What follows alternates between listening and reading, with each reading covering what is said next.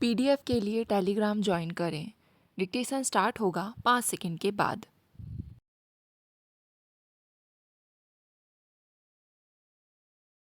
महोदय, इस विषय में मैं यह कहना चाहता हूँ कि हमने उन सभी क्षेत्रों पर विचार किया है जहाँ विकास की आवश्यकता है, चाहे वह कृषि क्षेत्र हो अथवा कृषि पर आधारित उद्योग क्षेत्र हो, चाहे मध्यम उद्योग क्षेत्र अथवा बड़े औद्योगिक क्षेत्र हों।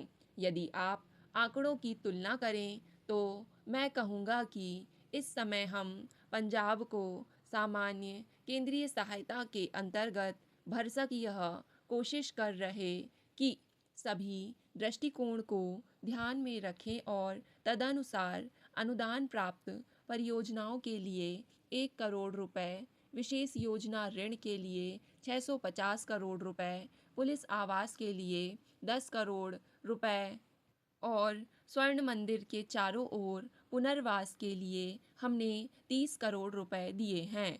परंतु हमें यह मालूम है कि और अधिक धन की आवश्यकता होगी।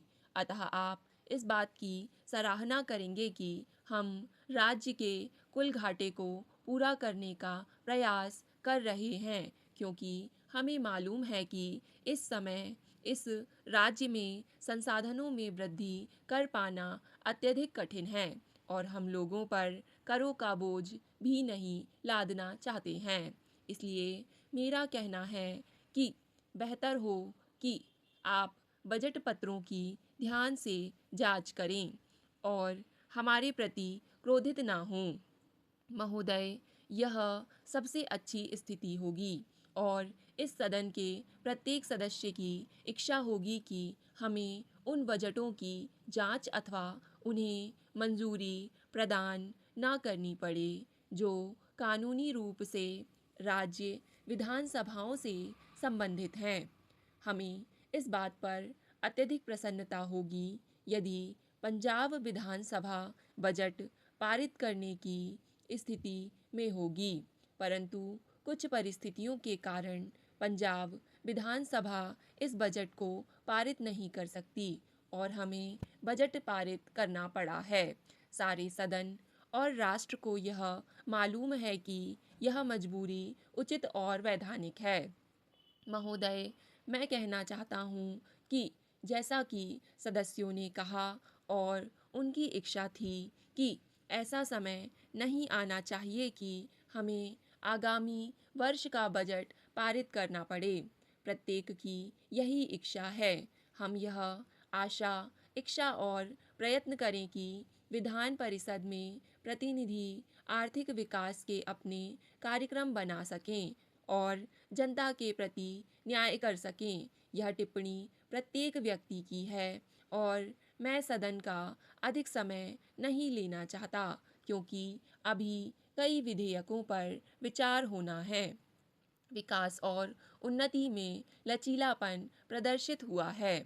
महोदय, बेरोजगारी के बारे में माननीय सदस्य ने बहुत अच्छा प्रश्न किया है, परंतु इस विषय में भी मैं यह कहना चाहता हूँ कि जो आशंकाएं व्यक्त की गई हैं उनका कोई ठोस आधार नहीं है। शहरी और ग्रामीण दोनों क्षेत्रों में बेरोजगारी में चिंताजनक वृद्धि नहीं हुई है।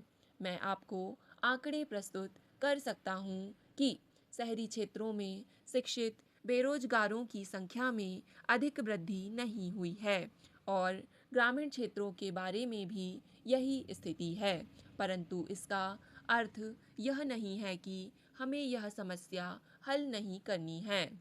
निश्चित रूप से हमें समस्या हल करनी है। जहाँ तक कृषि का संबंध है, मेरा कहना है कि कृषि क्षेत्र पर पूरा ध्यान दिया जाता है। हम उत्पादन और खरीद दोनों लक्ष्यों को प्राप्त कर रहे हैं। इस समय पिछले वर्ष के सूखे के कारण जहाँ तक गेहूं का संबंध है, उसकी खरीद में लक्ष्यों की थोड़ी कमी रही। चावल की फसल अभी आनी है, परंतु तब भी हम 47 लाख टन गेहूं की खरीद करने में सफल रहे हैं, जो कि केंद्रीय पूल का 73% है। अतः मैं पंजाब के किसानों को मुबारकबाद देता हूँ।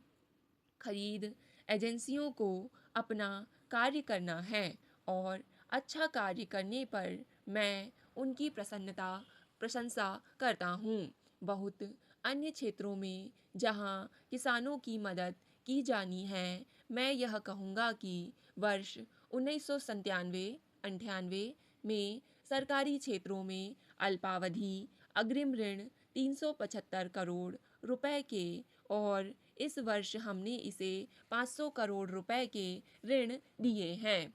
जहां तक दीर्घावधि ऋण का संबंध है, पिछले वर्ष यह 61 करोड़ रुपए का था और इस वर्ष यह 65 करोड़ रुपए है।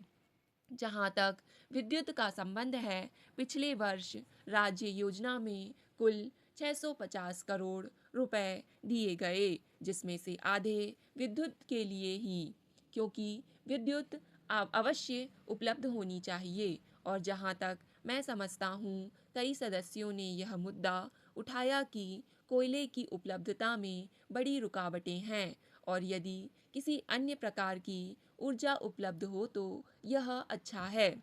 विद्युत क्षेत्र के लिए ही 352 करोड़ रुपए था, जो कि 54% था, और इस वर्ष योजना 700 करोड़ रुपए की है।